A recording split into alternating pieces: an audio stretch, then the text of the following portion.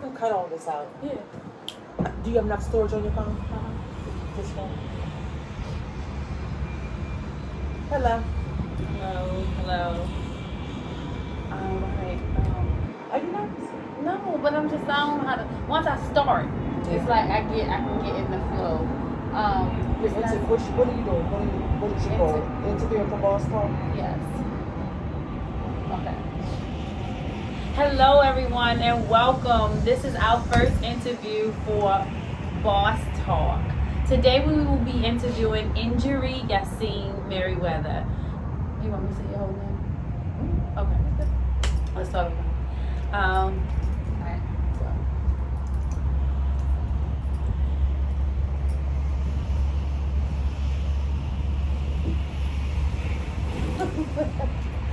I ain't crossing my legs. This is going to be too uncomfortable long term. Okay. Ready? Hello, everyone, and good afternoon. Thank you for joining us. Today will be our very first interviewing Nkenge Yasin for our latest book. No. All right. Okay. Hello, everyone, and welcome. Today will be our first interview for my book. No. What do I want to say?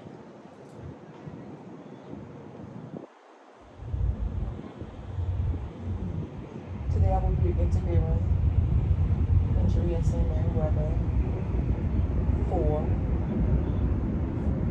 my new book. New was what I was missing. New was what I was missing. Hello, everyone, and welcome. Today will be our first day interviewing for my new book, B.O.S.S Talk. B.O.S.S Talk is a book that talk. If you mess up, keep going. Okay. It's not going to be perfect. All right. You did a good job with. Right. I need to. But I want to say, I got to get my words together. I want to say. It's the first interview doesn't have to be perfect. Just have the conversation. Just go for it. You know, my first interview for my new book. You know exactly what you're doing. Just ask the questions, and we're gonna fumble. Okay. Let us fumble. Hello, everyone, and welcome. Today is my first day interviewing for my latest book, B.O.S.S Talk. B.O.S.S Talk is a book about beating the odds, persevering past your obstacles, and just being all that you can be. So today we are interviewing Nkenge Yasin Merriweather, my sister, who is going to share her journey from early childhood all the way up till now, because I think it's very important to be able to show individuals that there's a light at the end of the tunnel, that you can be successful no matter what your circumstances are, and there's nothing holding you back but you. So, hello, Nkenge. How are you today? Hi, Nkenge. I'm doing well. Thanks for having me. I'm so excited to be your first interviewee. Right? So Absolutely. I'm excited about that. So, Nkenge, I always like to start with asking people, like, first, just for our listening audience, where did you grow up? I grew up in Baltimore City. Baltimore City, home of the Wire. Home of the crabs.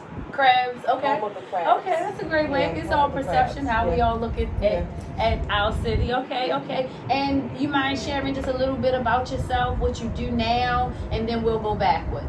Okay, so I am a mother of 5. Okay. That's where I like to start.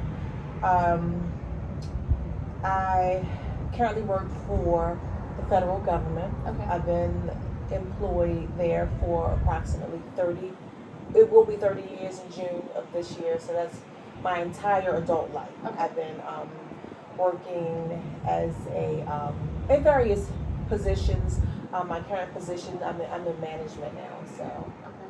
I do enjoy that most days. Okay. So, well, I'm glad that is where you are. So I want to know what got you there. Like, I know personally things that you've gone through, of course, because we're sisters. We are. Okay. So, I want you to take this time to be as vulnerable as you like. Mm-hmm. Talk about what you like. I always share with everyone that I've lost 2 brothers, so of course you've lost 2 brothers. Mm-hmm. And just I wanted you let our listening audience know like what that journey looked like to be in management right now, holding a position for 30 years in a government position, and being able to have 5 children and everything that you've gone through. So if you don't mind starting at childhood, we'd like to know a little more about that.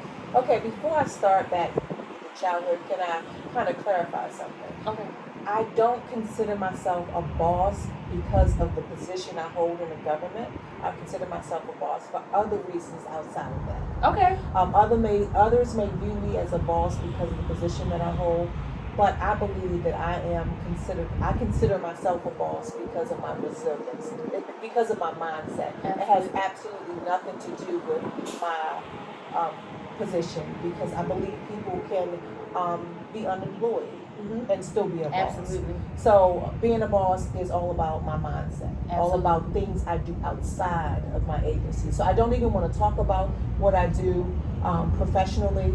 I want to talk about what I do more in my personal life that will what I do in my personal life to consider myself a boss. I think that's a great point. And the reason I say that that's a great point, because I want our listening audience to know that BOSS is an acronym for beating obstacles, statistics, and stress. It has nothing to do with your title, how many people you manage, how you are an entrepreneur. It's about exactly what Injury just said. Being able to persevere through all kinds of obstacles, being able to create more leaders, being able to have servitude and function outside of a scarcity mentality and help those around you. So there's so many things that, for the definition of B.O.S.S Talk, that is encompassed in that word for me. So again, it's beating obstacles, statistics, and stress.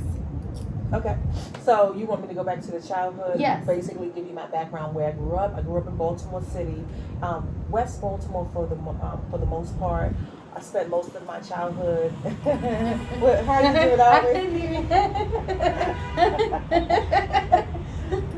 it, And just for clarity, because I know Baltimore has depending on what area you grew up in, you might say West Baltimore means Park Heights, but Injury is being specific to Southwest Baltimore, or West Side Shopping Center, Emerson Village, all of that area.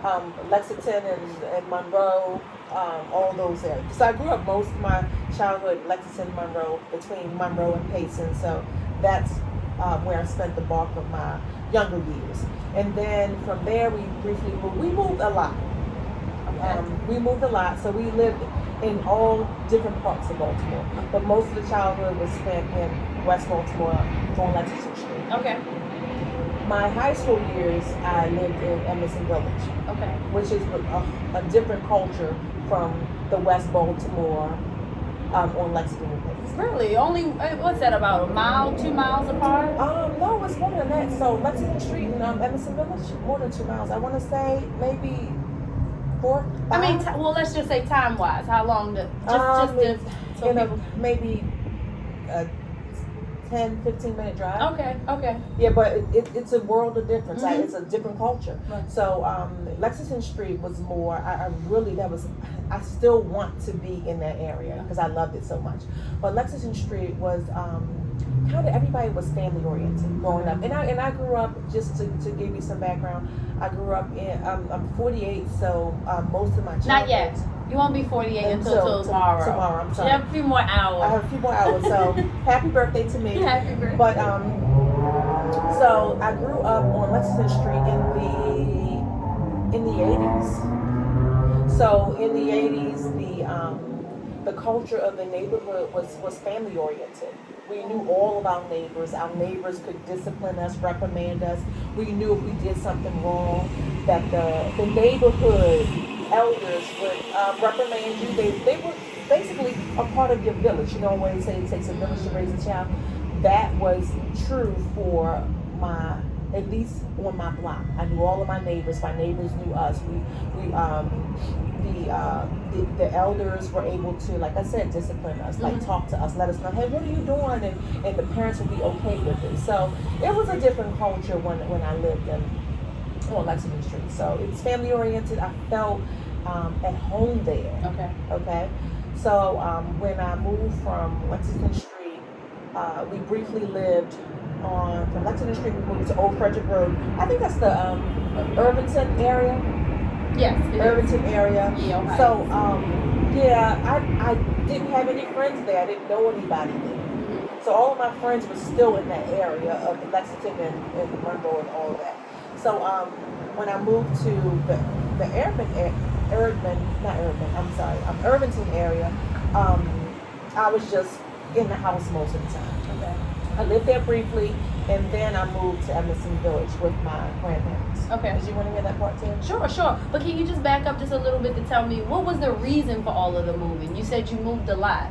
Did you all just like to just spend different times, different places? No. So from what I can recall, because I was young, moving was necessary to move from one place to try to get another house that was better. Okay. So I would say a lot of the houses we lived in were in pretty rough conditions. Really? Yes. When you say rough, like, I mean, what, you all didn't have, what, carpet? You know, like, what do you mean rough? No, not having carpet. That's funny. I don't even know how to respond to that. But when I say the houses were raggedy, the houses were worn down. Mm-hmm. There were leaks. There were plumbing issues. So we wanted to move to a better house. Okay. I don't think the location mattered. It was Okay. just a better house. Okay. And so when we moved to Urban, that was the best house we ever lived in. It was carpeted, since you mentioned carpet. It was cozy and warm, and it was the house was in good condition. Was that the one without a furnace or with a furnace? I recall hearing stories of one of the properties that you all lived in. You know, I was really young, so I didn't get to, Right. really check. But there was one house that you all lived in that didn't have a furnace and had a window pane missing out of it. No, so that's a myth. Okay. So the house that we lived in had a furnace, but we could not afford the oil to put in the furnace to heat the home. So we went winters without heat. So it felt like there was no. Felt like there was. In addition, we had a broken window. I think it was me who broke the window, and we just didn't get it fixed for whatever reason. Okay. We didn't get it fixed. So, on top of not having these stories are almost funny now, but it wasn't funny living through it. But on top of not having heat. So we had a furnace, a working furnace, Mm-hmm. but we could not afford to put the oil in the heat.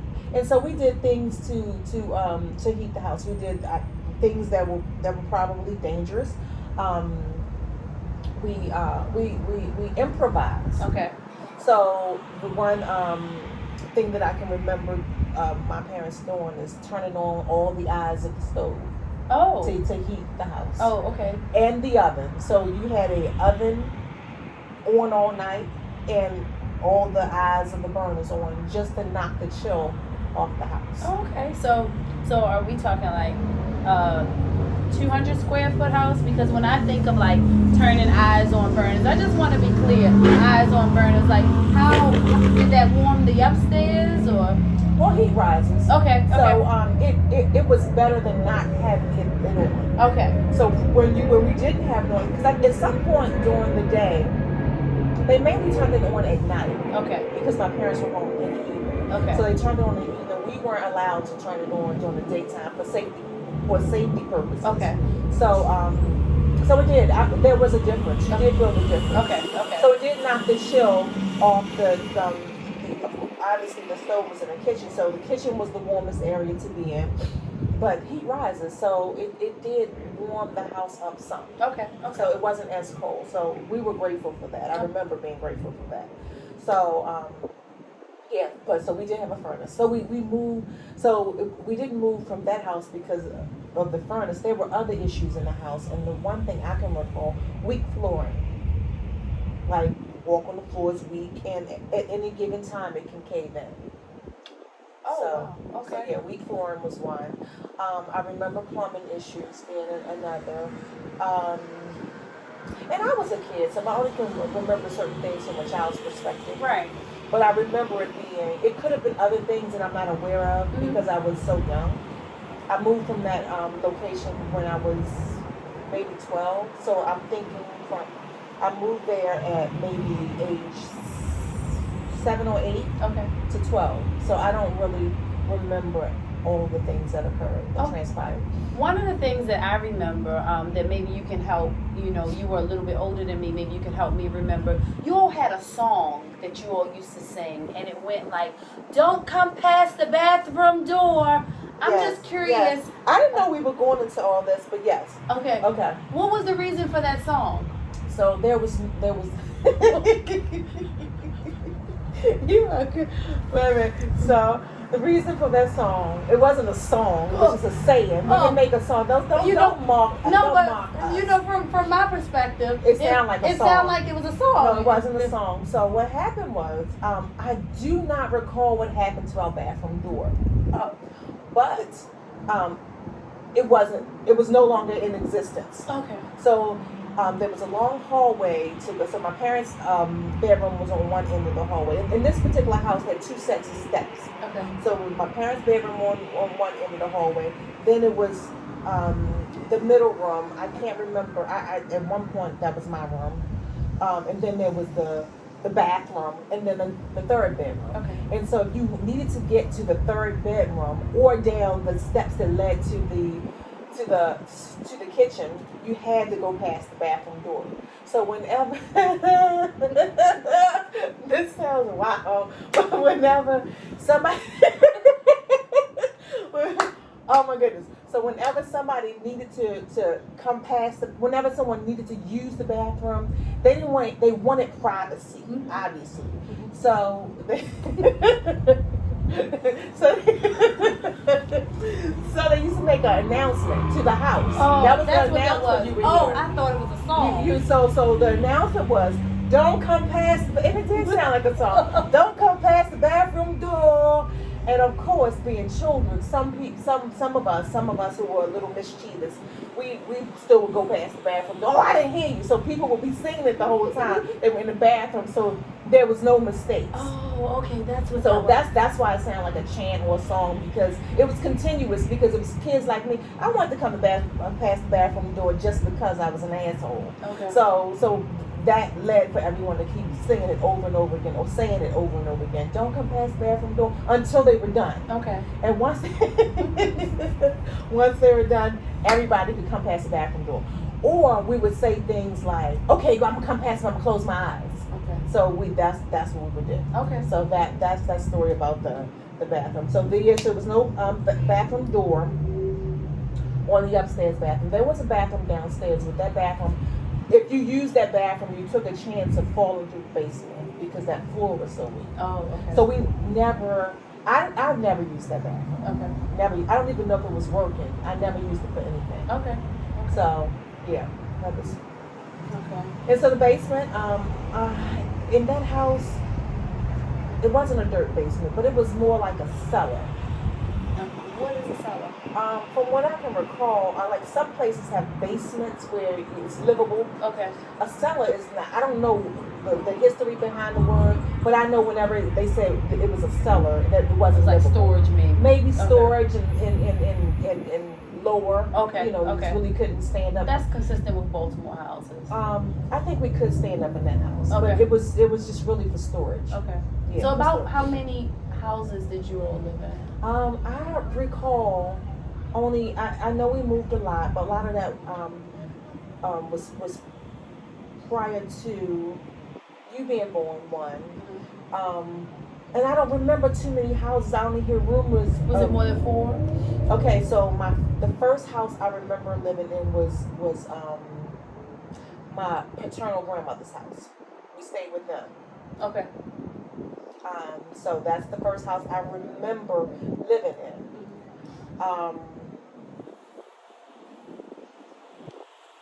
I was in preschool. Okay. And then from there, we moved to Fairmount Avenue. If you know anything about Fairmount Avenue, it's an alley street. That's where I was born, right? Yeah, that's where you were born. Okay. A one-way, and I think that was 3 bedrooms. With that one had a dirt basement, which I think was considered the cellar. Okay. Very small, tiny house, Fairmount Avenue. I forgot the address, but 2142. Oh, I have no idea. I was born on that street. Yeah, remember? but Fairmount Avenue. So that was what? I'm just counting the houses. So grandma's house, Mhm. Fairmount Avenue. From Fairmount Avenue, we moved to Lexington Street. Lexington Street, we stayed there for a long period of time. So I moved there when I was in the 3rd grade. I was graduating from the 3rd grade because I went to Benton Elementary School, which only went up to 3rd grade. Okay. So how old are you in 3rd grade? About 8? 8. Mm-hmm. So I moved from 8 years old to 12. That's 4 years. That's a long time to live in one place. For someone that's moved 4 places. Right. By So 8. we stayed there, and I thought it was a long time because that's a long span of my childhood if you think about it. Okay. So I was 8, and then I was a preteen when I left. That's a long time for a child. Okay. So then we moved to Old Frederick Road. So we're at 4. We were at 4, now we're at 5. We're 5. We moved to Old Frederick Road, and then I left the home. What about, didn't you live on Lambeau? No, Landville Was where I used to visit on the weekends. So I really did not. I stayed at Landville a couple of times. Okay. But I really didn't reside there. Okay. I think initially. Okay, so let me back up. So we moved to Old Frederick Road. From Old Frederick Road, I left the house to live with my maternal grandparents. Okay. So I left to live with Dia and Chan. Moved there, and then at some point, the rest of the family left Old Frederick Road to move to Landville. Okay. And then at some point, I left Dia's house temporarily to stay at Landville, I think for maybe a couple of months. Okay. And then I moved back in with Dia. And then I stayed there until I graduated high school. Okay. And moved out on my own. Okay.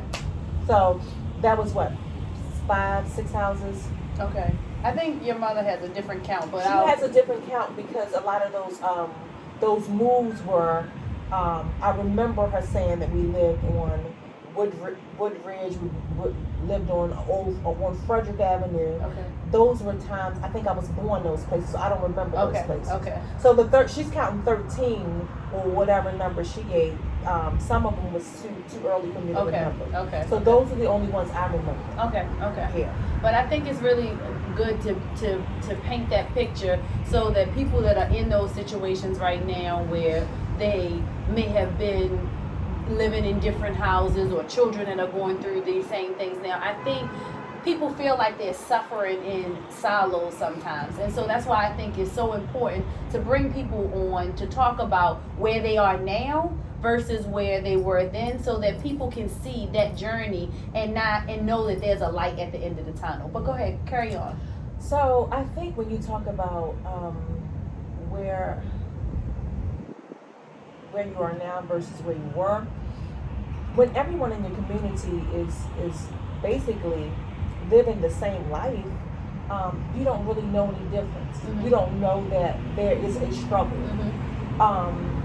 And honestly speaking, and this is going to sound crazy because based on what I just told you about, we couldn't afford heat, we couldn't afford this. We never qualified. And that's the tricky part about this society. It was 6 of us, 6 children, mother and father. So we had a 2-parent home, right? Most of the time, both parents working. We never qualified for anything such as welfare, food stamps, any of those type of things. So all the money, we didn't even qualify for free lunch. So what type of jobs did your parents have? So my mother always had professional positions from banking to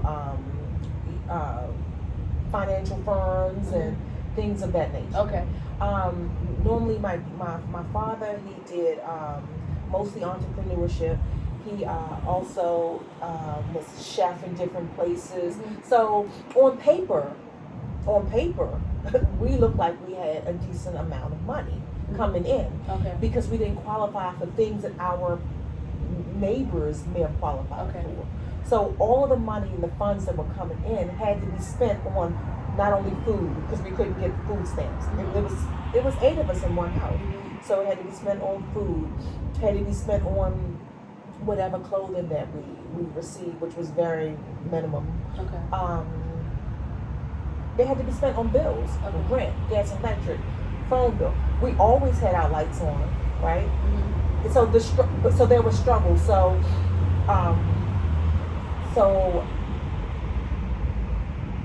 I felt like we were poor because, I mean, understanding things from an adult perspective now, I understand where money has to go, but as a child, I didn't understand that. So I felt like we were poor because the money was going to bills, and so that we didn't have the latest clothes. We didn't have, our clothes were old. We didn't have enough money for food most days. Did you have bikes? No, we No. didn't. Oh. So we didn't. So the things, the bikes, the toys, the cool tennis shoes, and all those things, the latest and greatest, we didn't have. So we felt poor because of those tangible things that we were not able to have. Okay. So I mentioned food. Like it was hard to pull a meal together. Okay. So a lot of evenings, I remember you're either having, your whole meal consisted of like string beans and potatoes, bean soup, all those type of things that were filling, but not necessarily stretch food, but not desirable. Right. So that's it. You end up feeling, you see commercials with people eating all sorts of things, and you hear things that your peers have. And you thinking like, all I had was string beans and potatoes for dinner. Or sometimes food ran out. And some nights I remember us not having anything to eat. So those are the struggles that existed, but not because no one was working. It was like the way the system was structured. If you made a certain amount of money, you received no assistance. And so all your money you had to stretch to different places. Okay. And how does that shape your decision making now? Like, are you a person that is really frugal? Like, how did that shape who you? I'm still suffering as a result. I don't even want to say suffering. Well, it's the truth. It is what it is. I struggle in certain areas because I still have a scarcity mentality. And when I say that, I'm always afraid to spend. Because I'm afraid I am one day going to be without again. So I may not spend, like I just recently purchased a car. Okay. And I had to be encouraged, you know. You were part of that process. And it was the strangest thing because it's like, on paper, I know I can afford this. I earn enough money to get myself a new car, but it was like I always want my bills to be low because I don't want. I remember just thinking about how my parents' money had to stretch and how the kids had to do without. So I never want to put my kids in that situation. So I do the extreme and say, okay, I'm not going to buy a car because what if? And the what ifs have never happened because I can afford a new car, and so. And I also wanted to, so I don't know, it shaped the way that I think. Sometimes I think that I'm giving too much to my kids based on what I didn't have because I didn't want them to feel inferior to their peers. So I make sure they had not only what they need, a lot of what they want. And so sometimes that puts me in a bad situation because I'm thinking about my childhood, not their reality. I'm thinking about what my reality was and not their reality. Right. So a lot of times I give, and because of those things. Right. And then, their dad, Sam, he comes from a different background, and he believes in earning. You don't have to give to kids, and so that balance. Yeah, so I think that's where our parenting styles differ, and he does help balance it because Sometimes he'll say, this is enough. There's no way I'm going to do X, Y, Z. And my children even know because they figured it out. Kids are smart. They figure out, if I ask mom, she's going to do it. Right. And I don't even think they understand why I'm doing it. It's not for them. Okay. It's still to satisfy that little girl within me. Like, I'm giving you because I didn't have. Okay. So it shaped me in that way. And so I don't know if that's necessarily a good. They benefit from it. Okay. But it's not a good way to. I don't think it's a good way to them. Okay. Oh, wow, that's interesting. I appreciate you being vulnerable and expressing that. That takes me into my next question, which I can't really remember because this is our first interview. So you told me to just keep pushing through it and ad lib as I go along. So I'm trying to think of what my next question would have been. So you wanted me to take you through the journey. Yes, so, there you go. So you asked me how did my childhood affect me today, and that's one thing that I noticed. It affected the way I parent. Okay. It also, in the scarcity mentality, me not buying myself stuff. Right. Because. But you're so giving. So how did you get that part? Usually, they usually don't go together. That's the thing. You know what? I think that's just in my DNA. Okay. Because our father, I'm sorry. Well. Okay. That whole inside joke is for years and years. My siblings have said to me that I have a different father, although I look just like him. And I think they were a little jealous because I was his favorite, but that's neither here nor there. I'll let them have that because I know that was my dad. But anyway, carry on. Okay. So, no, I'm just joking. So he was that giver. So sometimes you mimic what you see. Okay. And I always remember, all my fond memories of him was of him giving. He would give the shirt off his back to someone home. Literally, I really mean that. And he was so kind to people who were less fortunate. Even though I felt like we were less fortunate, he was always doing and giving to someone that was less fortunate, that he felt was less fortunate to him. Wow. So I just picked up on that. So I am a giver. And it makes me feel good to give to people who are less fortunate than me, even people who may not be necessarily less fortunate, but they mismanage their funds. So I'm a giver both ways. Okay. So I don't. So you don't even judge them. I try not to. Right. Oh, that's fine. Every now and then I'll think about it when I look at my Cash App and see all the money that I've given. Then I'm like, wait a minute, hold up, I need to get a grip. Okay. So I never think about I'm glad you mentioned that, because I never have a scarcity mentality when I'm trying to help people, but when I'm trying to do for myself, I end up with the scarcity mentality. Wow. And I don't know what that's about. We can dissect that later. We'll do that on the beach since we're here in Miami. We'll figure that out for our birthday. We'll do that. We'll do that with the sunrise and all of the energy from the earth and everything else. We need vitamin D in order to pull that to start dissecting that. I can't dissect that right now. I'm gonna need to lay on somebody's couch to dissect that one. Go ahead. Right. So, what was high school like? I know you said that was early childhood. Like, what was high school like? I became introverted. How much do you want me to as much as you like. So the reason I left my parents' house to live with my grandparents is because, and I'm always feeling guilty for sharing this, but I'm gonna share it. You know it, but I'm gonna share it. No, go.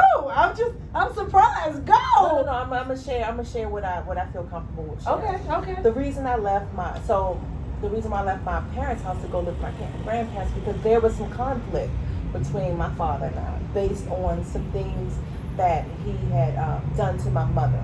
And just for background, because my father is my heart and so is my mother, so I never want to shed any negative light on them. But my father, when he came back from Vietnam, he just had anger issues. And so he became abusive to my mother. And I was always that one who would defend her by fighting him, defend her, whatever I need to do, I defended her. And so the last time I defended her, he was like, I had to leave. You can't stay here anymore. And it was getting pretty violent. I was getting older, and my defense techniques became a little more, violent and aggressive. Just based on me feeling that he wasn't doing what he was supposed to do. And so I defended her for the last time, and then he was like, you gotta go. And so I left to go live with my grandmother. So during my high school years, that was a horrible time, the worst time in my life. I'm still recovering from that, because I was removed from the home to go live with my grandmother, and all of my siblings stayed. So that was my parents, my foundation, everything. And it was like almost as if I was removed from a home to move to foster care, even though it was a grandparent. But that's how I felt, because I was displaced. And so my high school, and I moved during the summer before I entered high school.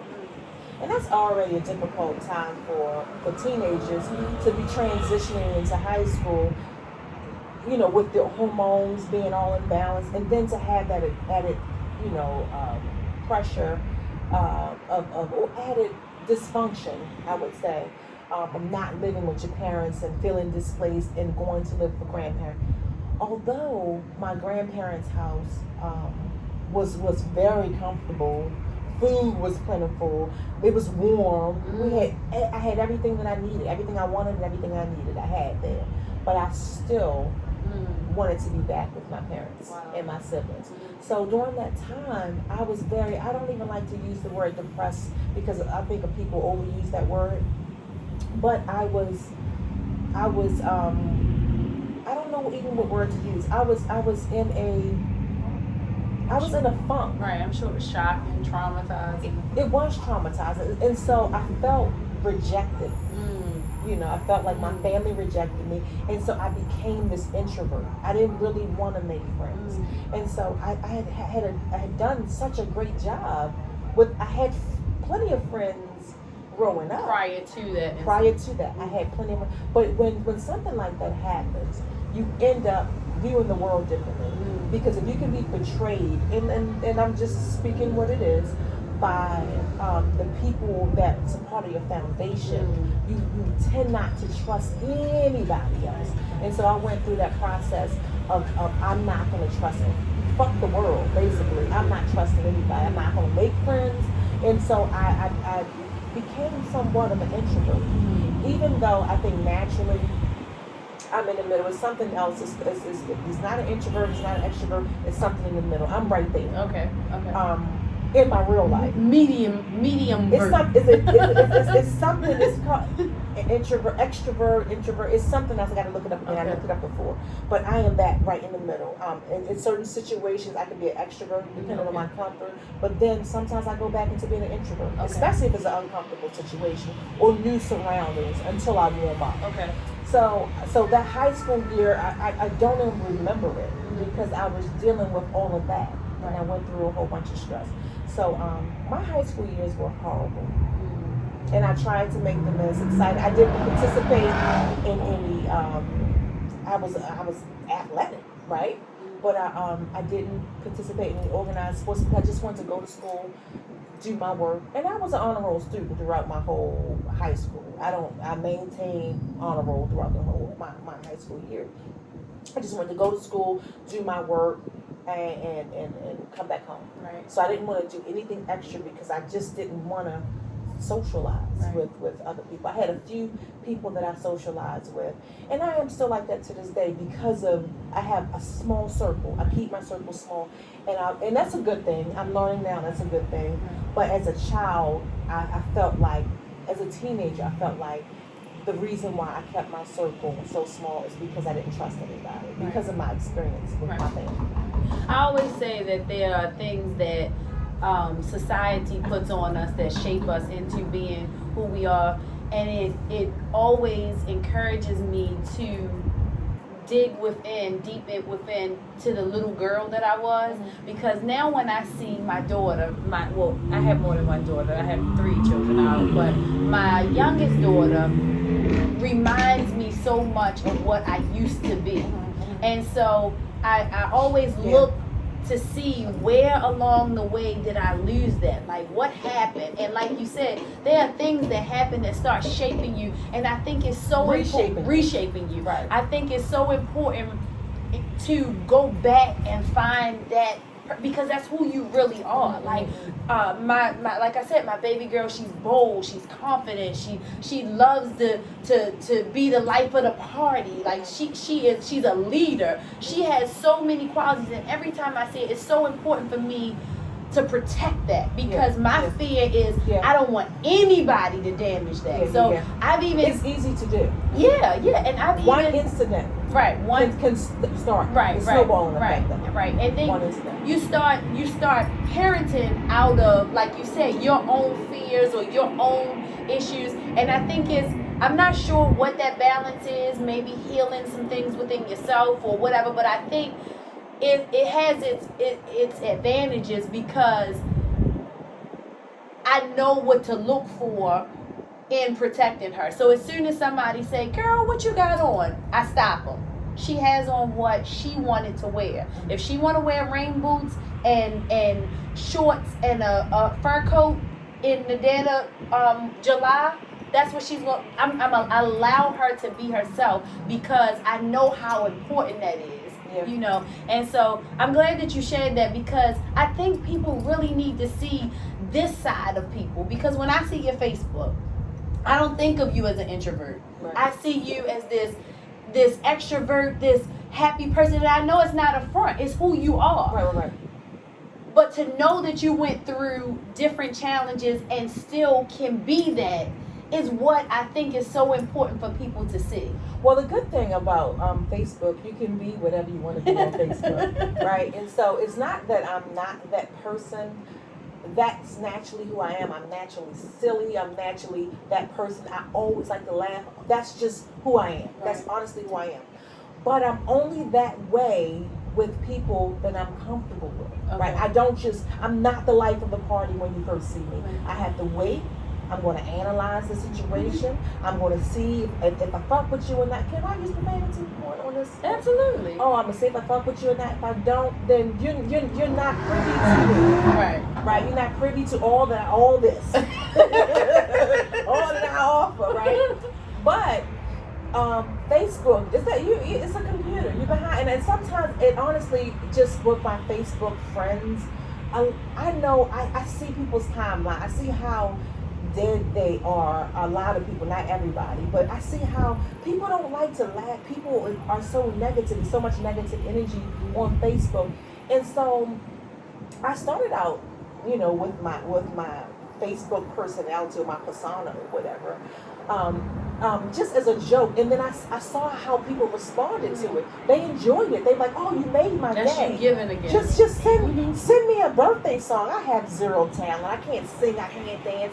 But send me a birthday song, and for me it makes me feel good to make other people feel good. Right. So, and a lot of times, honestly, if I'm gonna be keeping 100 with you, a lot of times, if I'm feeling bad about something that's going on in my world, I need that energy myself. Okay. So I need to dig deep, girl, and what are we going to do? and it makes me, I'm like, damn, this ain't even that, whatever's going on, it seems fucked up, but it's really not. Right. And then I'll sing a song, and I'll record myself sing it. Then I'm like, that shit was funny. and then I'll post it. Or I'll dance, and I'm just in my own world dancing. And I mean, I got videos I've never posted, but I'm in my own world doing my little dance. And I'm like, this is going to help somebody, because looking back at this, it did this show. I ain't mad no more. I ain't upset. So that's that Facebook persona. So I can see, because people say, you were so extroverted. No, I'm not. I'm making myself feel better about whatever fucked up shit that happened in my life. And I know in turn it's gonna make other people feel better. Right. So that's my Facebook persona. But that is not, I'm not on 1,000 every day. Right. But I'm on 1,000 every day with my circle. Right. So you know that. Right. But I think that's a good point, because you're not gonna find that in a textbook. You're not gonna find in a textbook when I'm feeling fucked up. I dig deep, I make a video, and I look at it myself. Right. And I feel better. If I know this is gonna make me feel better. Right. But then people, even the comment, and I love the comments because the comments are always so. my group of Facebook people are dysfunctional, so their comments had me cracking up. I always say something, and I don't know, and it's not rehearsed. It's just lights, camera, action. Like we did a video here earlier, we singing, "You Are My Friend, Pay the Bell." Oh, that wasn't rehearsed. Right. We just went into it, right. and that so that's what I do. And if I could look at it and laugh about it, I know I can help somebody else. Right, yeah, and that's that. Like I said, you're definitely not gonna find that in the textbook, right, and right. I think that's just so important to have these conversations, to be vulnerable, to be transparent with people. Right. And I wrote in B.O.S.S Talk that Facebook, depending on what angle. Everybody knows the perfect angle for Facebook. That's one of the things I love about it. My late friend Rakeisha, her name was Peaches. She was a ventriloquist when it came to taking pictures to put on Facebook, and it made her feel good. Like she would put up a picture that looked like she had a brick body, and so I love that people use that platform to feel better. Yeah. It's definitely a platform. It can be used that way. It can be used in multiple ways. Whatever way you want to use it. Right. Some people I don't use Facebook because but you always on there looking and lurking and watching Facebook. So I don't. People are so judgmental. I know I annoy certain people, but I don't do it for the people that are annoying. I do it for the people who love me. I do it for the people. So back to the whole boss thing. When we talked about, I didn't want to, consider myself a boss because I manage a group of people and I have a decent position. The resilience part, and this is basically what we talked about. Right. Everything that I gave you, I think it demonstrated my resilience. The fact that I was the person defending my mother. When and your brothers. My brothers. I want to throw my brothers under the bus to say that she always came to their rescue early on, fighting boys, fighting girls. Yeah. They would always come, but we'll talk about that in another series. So I was always that protector of my siblings, and I still feel I am today, of my siblings and my parents. And so that's a hard role that's a difficult position to be in as a child.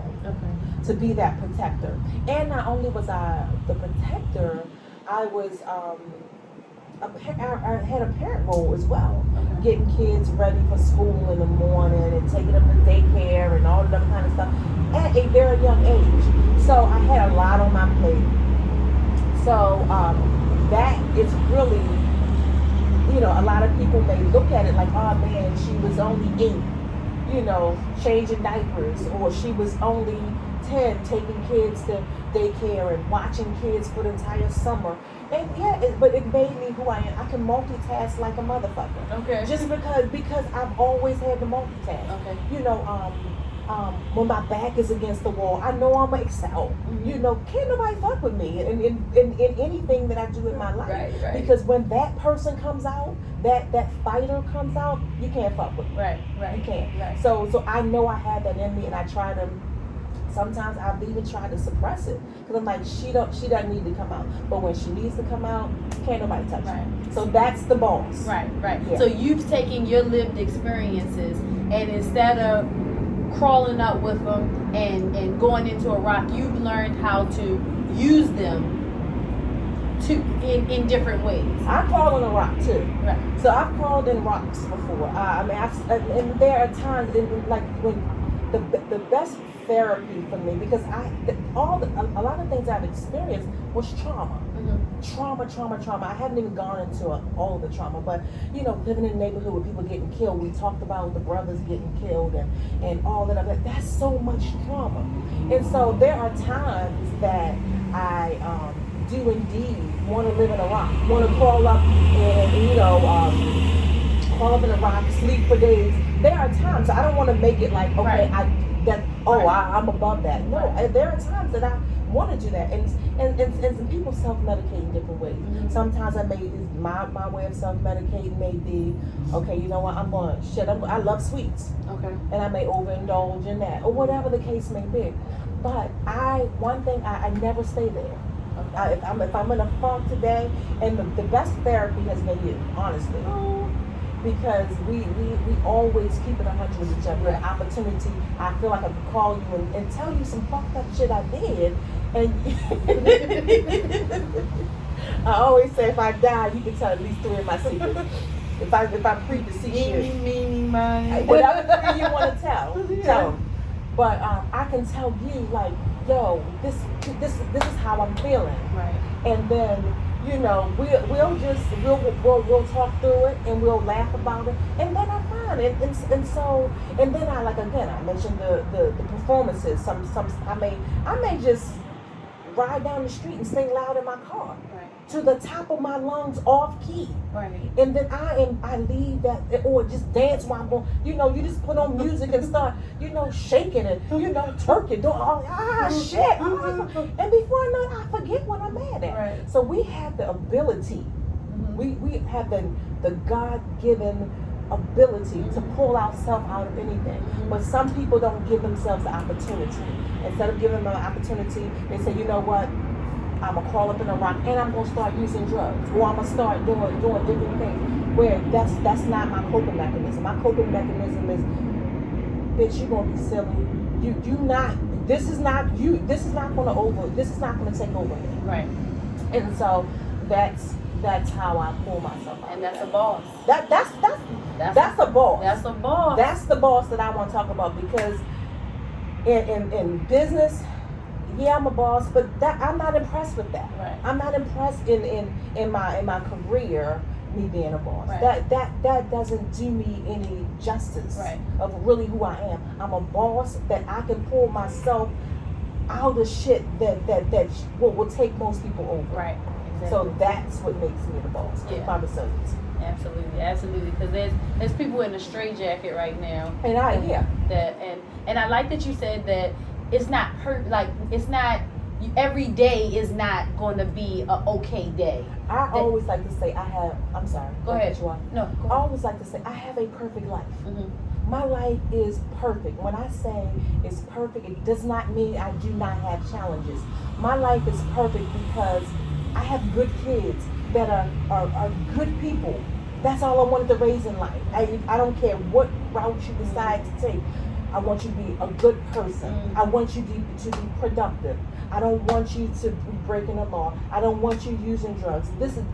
And I've demonstrated we can do this. Right. And I've supported in ways that, you know, wasn't perfect parents. They got their stories, but, you know, I've supported them in a way that to give them the resources to soar. Right.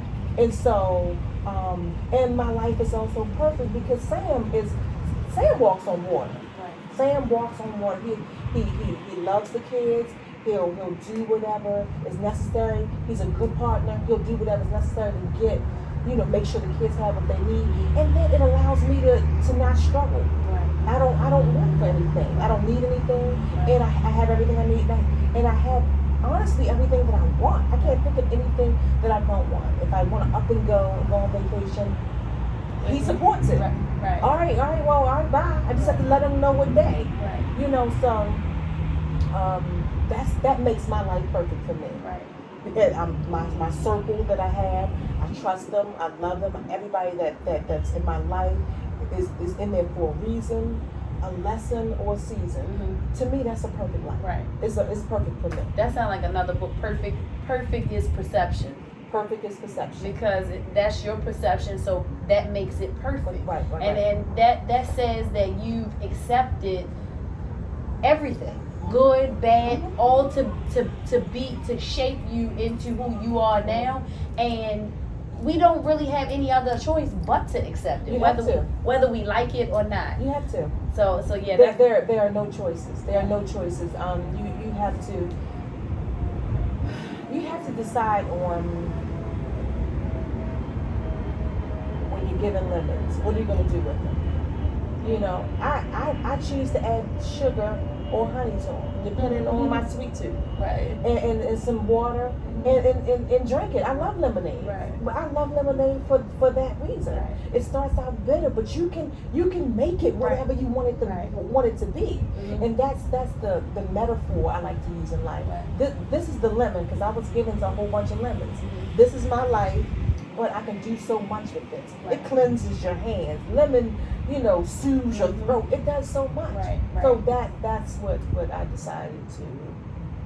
That's how I decided to handle my situation. With the lemon scenario, that it really depends on how you like it, because I like mine bitter. I just like to cut them and put them in water, so it just all depends. That's a great. I really, really, really appreciate this discussion. Okay. I wasn't sure what way it was going to go. Right. And you already expressed how you have beat everybody up in your past, so I didn't want to get hurt just in case I said the wrong thing. So it was perfect. No, this is perfect. No, that's messed up. I just want, I didn't know which way I could go. So, I was a little nervous having this first interview Don't even try. for several reasons. Don't even try. Not just because it was the first.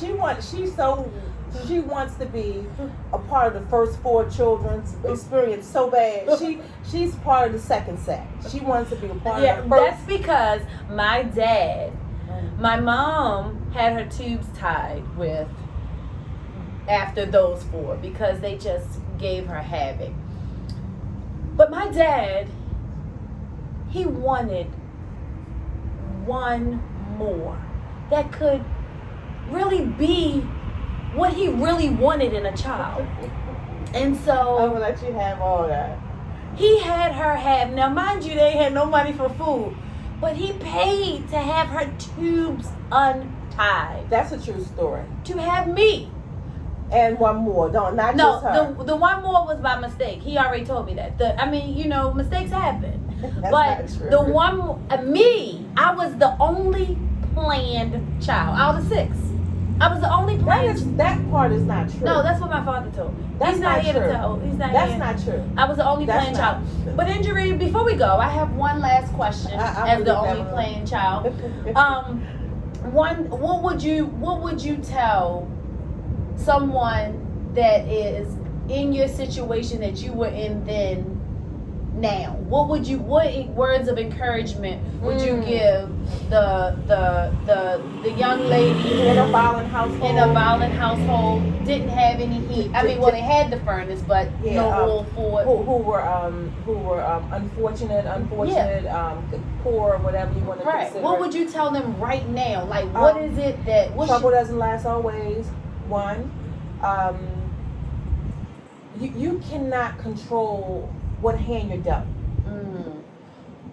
But you can control how you play that hand. So I was dealt the hand of, father back from Vietnam, the violent, childhood and all that other kind of stuff.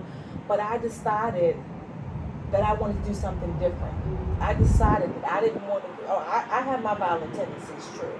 But I decided that I wanted to live a life of peace. I wanted to live a life of prosperity. I wanted to move in areas where I know that I can learn to be self-sufficient. And I did those things. Okay. And it was hard because you doubt yourself. Like, maybe I'm supposed to be poor. But you have to change your mindset. Reading books and listening to them, surrounding yourself with positive people, I would always say do that. If it's one person. And I want to say this about my grandmother, my paternal grandmother. I don't think I ever give her enough credit, but I remember her saying to me, and you want to close with this? Yes, good.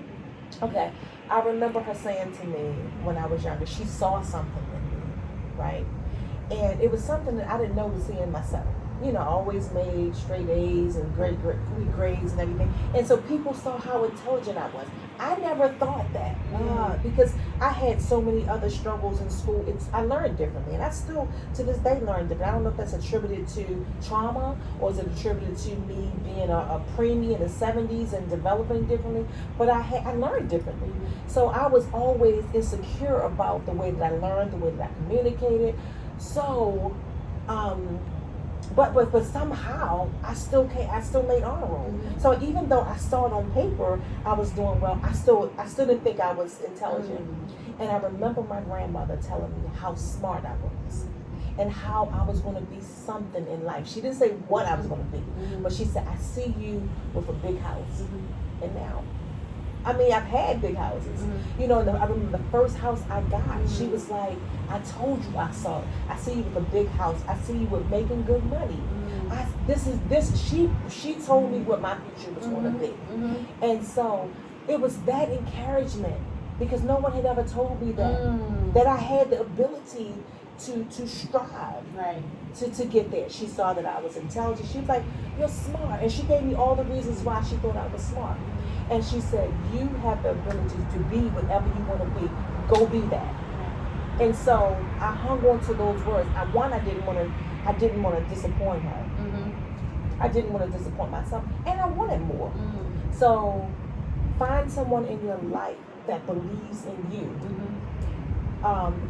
People who are negative in your life, when you can get rid of them, maybe you can't get rid of them when you're a child, but whenever you're able to get rid of negativity in your life, make sure you do that. And constantly reevaluate your situation. Okay. Because I'm always getting rid of negative people in my life. I'm always trying to be, I'm always thoughtful of who I share my energy with, right, and who energy I allow in my space. Right. So be mindful of whose energy you allow in your space. Always have people in your corner that's going to encourage you.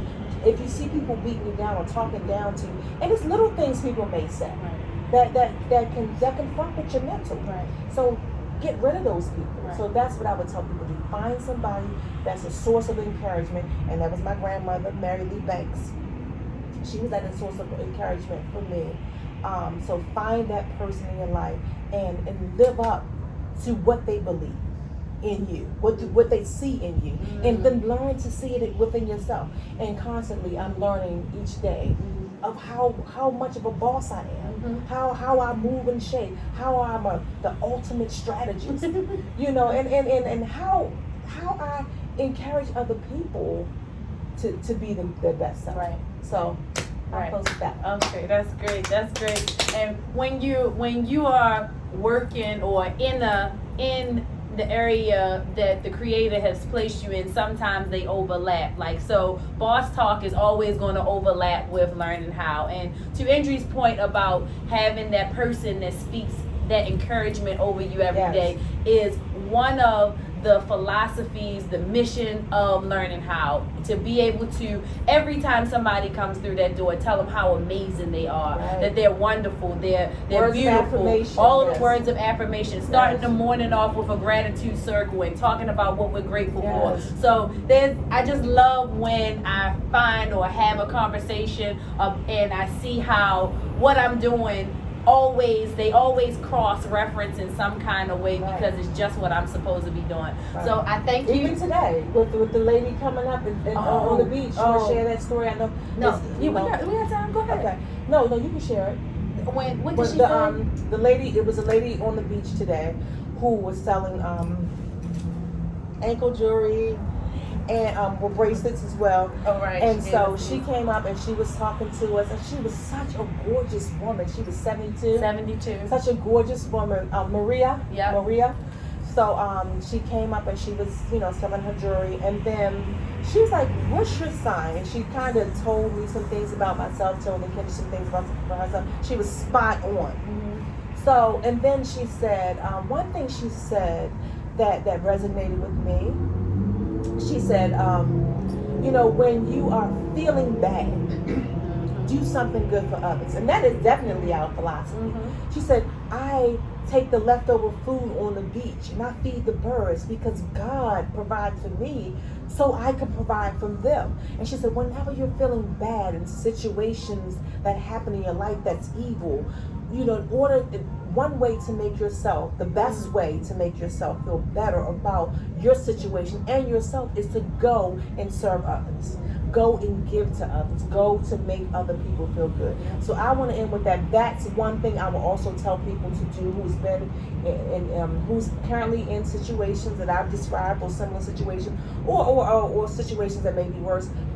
go out and do something good for other people because it will make you feel good about yourself. I'm a giver because it makes me feel good about whatever situation that I'm in. So that's some words of encouragement that we received today from a 72-year-old woman From Brazil, yeah. From Brazil, yeah. Beautiful, gorgeous woman. And when she was talking to us, we were like, "Did you ask her to take a picture?" "Come on, take a picture of us." And she had her hair up in like a bun with a scrunchie on it, and she said, "Wait a minute." She took that scrunchie off and slung that hair around, and her hair just fell down so long and beautiful. And she was like, she said, "Oh yeah, I got long hair. I have long hair." Yeah. And she was just talking about how beautiful she was. She was saying, "Because y'all are princesses, and I'm a queen." I didn't debate it because I like to think that I'm a queen, but in her presence, I didn't mind being a princess because she was definitely a queen. So I enjoyed meeting her today. Yeah. All right, ladies and gentlemen. Well, thank you for tuning in to And thank you for the interview. You did a really good job. Thank you. On that. You rocked that shit. I'm telling you. She was nervous, but she was like, I don't know what to say. I like this. We're gonna get on here and we're gonna wing it. Yeah. We didn't do any, disclaimers about language or whatever, so I wasn't sure about that. But she's like, to share what you want to share, and you did an awesome job. Thank you. Awesome job. Good questions. Good follow up. Yeah. I can't wait to see interview number 2. But I'm so happy to be the first interviewee. I was happy to have you as All the right. first. Thank you. So this is Nkenge Yasin with B.O.S.S Talk. Go get the book. Get It the is book, on get the pre-order. Yes. And it will be coming out on July 17th. Yes. The first 100 copies will be autographed by the author. And that's pretty much it. Oh, and this July 17th is my birthday. So depending on what's going to happen with COVID, everyone that purchases a book will be invited to the party. Bring your book. Yeah, and bring your book. Bring your book because you need to confirm. You got to bring your book. You have to have an autographed copy in order to get in, right? No, you can just bring the book. If you have a You book. said the first 100 people, right? Oh, you do your thing. Right, but if you bought I a got book. control issues Right. too. That's a part of my problem. If you bought a book, that's your ticket into the party. Okay, So, that's good. So this is your girl Nkenge again. Thank you for joining us. This is Success Story in Real Time and B.O.S.S Talk. Have a great day. Good job. Good job.